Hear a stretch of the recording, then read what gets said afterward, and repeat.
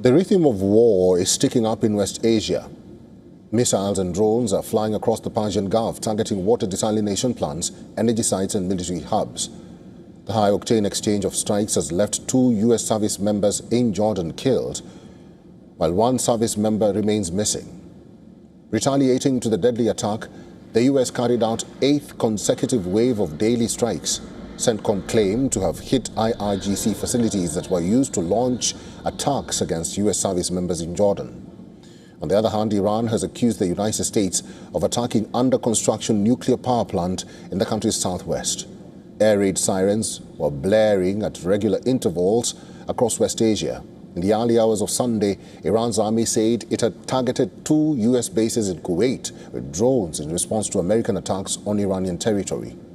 Bahrain's military also confirmed that its air defense confronted, intercepted, and destroyed multiple Iranian projectiles. Sirens were also heard in the Jordanian capital of Amman. Both Kuwait and Bahrain host U.S. military installations, while American troops are stationed at an air base in Azraq.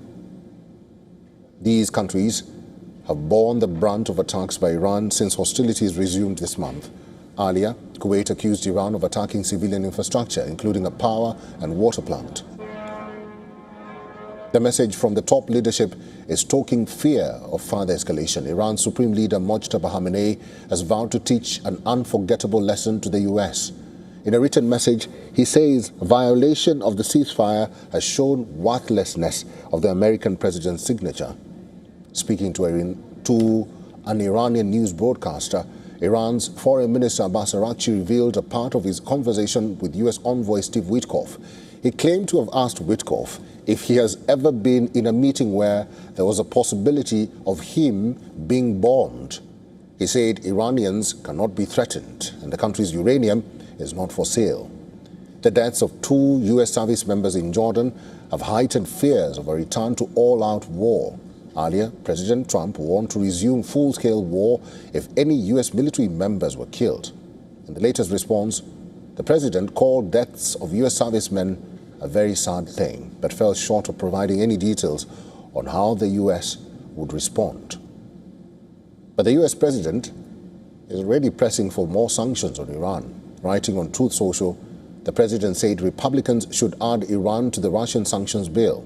He added that that's what late Lindsey Graham wanted to do, and it is going to happen.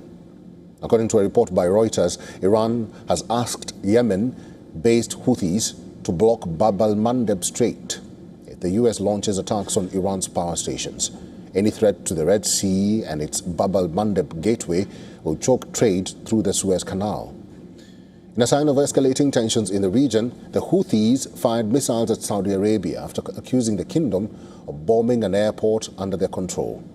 The attack broke a 4-year truce in the conflict between Saudi Arabia and the Houthis. The U.S. launched first strikes on Iran on June 26th after Iran attacked commercial vessels defying its authority in the Strait of Hormuz. What started as a response to attacks on commercial vessels in the strait has now turned into a large-scale confrontation between the U.S. and Iran. We had earlier spoken to Mr. Scott Lucas.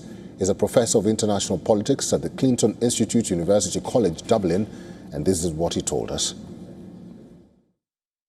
The problem is that they committed in the memorandum of understanding to Iranian management, even if there were to be no tolls or fees over the next 60 days. So how do you break that Iranian management?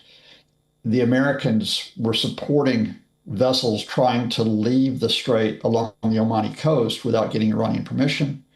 When the Iranians fire on those vessels, then the U.S. fires on Iran, starting with military sites, but now non-military targets. Then the Iranians retaliate by hitting Gulf states, as you have been describing.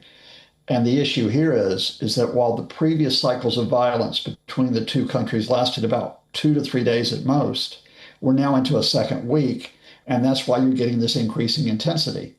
So what you have is not that either side says we're going to go back to war, but you may slowly ratchet yourself back up to war step by step, especially because we have now a breakdown in negotiations. I think both sides are effectively saying that any talks on the memorandum of understanding are gone, at least for the near future.